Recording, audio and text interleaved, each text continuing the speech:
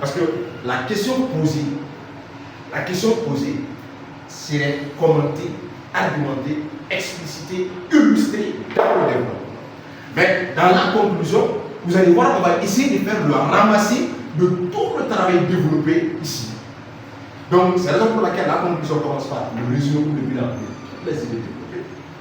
Donc, toutes les idées que vous avez à développer, vous allez faire l'histoire à synthèse de ces idées.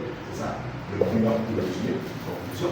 Et ensuite, vous-même, en tant que candidat, vous allez apporter votre analyse personnelle, votre avis personnel par rapport au sujet. Et éventuellement, si vous décidez de faire une question d'ouverture, vous allez faire ce qu'on appelle une question d'ouverture sur comment ça se fait le sujet qui n'a pas été évoqué. Donc, en regardant l'introduction et la conclusion, d'office, le correcteur saura ce que vous avez écrit, ce que vous avez développé. C'est la raison pour laquelle l'introduction, c'est la partie la plus fondamentale. Est-ce que vous comprenez?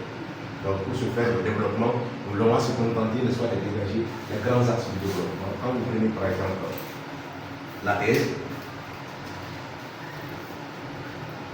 on a fini avec l'introduction, n'est-ce pas? Donc, on commence. Donc, déjà, thèse, mais on ne met pas ça, hein? On est d'accord quand même? Hein? Donc, automatiquement, on commence par année. En effet. Donc, pour retenir que la thèse doit commencer toujours, n'est-ce pas, par année. Ça veut dire que vous allez commencer à développer. Donc, vous allez essayer ici, en effet, on entend par défense de la patrie expliquer la notion de défense de la patrie. Parce que c'est ça que vous allez développer. Oui. C'est ce que vous allez développer pour dire que la défense de la patrie est un devoir pour tout citoyen. Et si la défense de la patrie est un devoir pour tout citoyen, c'est quoi même la défense de la patrie? C'est quoi la défense de la patrie? C'est ce que vous devez développer dans un premier temps.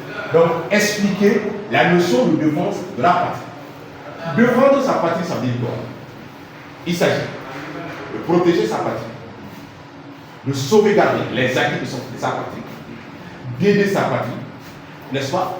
D'apporter son concours, son soutien à son pays, à sa cité, à sa patrie. Est-ce que vous comprenez? Donc, ça c'est la notion de défense de la patrie. Et cette notion de défense de la patrie est une recommandation. C'est une recommandation. Si nous partons dans les révélations bibliques ou coraniques, vous allez voir que dans le livre du Saint, il y a une question de défense de la patrie. Oui. Nous, je n'ai pas été à l'école coranique, mais je sais que Dieu même est d'accord à ce qu'on défende son pays. Oui. Quand vous partez chez. Même Moufti ne dirait pas le contraire. L'amour de sa patrie. Non, l'amour, pas de l'amour de sa patrie, mais la défense de sa patrie. Et tu dois aimer, quand on aime son pays, on le défend. Absolument. Donc vous allez montrer qu'en réalité, la notion de défense de la patrie est non seulement une recommandation divine, mais aussi une recommandation de la loi fondamentale, de la loi supérieure, à savoir la Constitution. Et je comprenez cela. Donc c'est la raison pour laquelle j'ai dit ici d'expliquer la notion de défense de la patrie.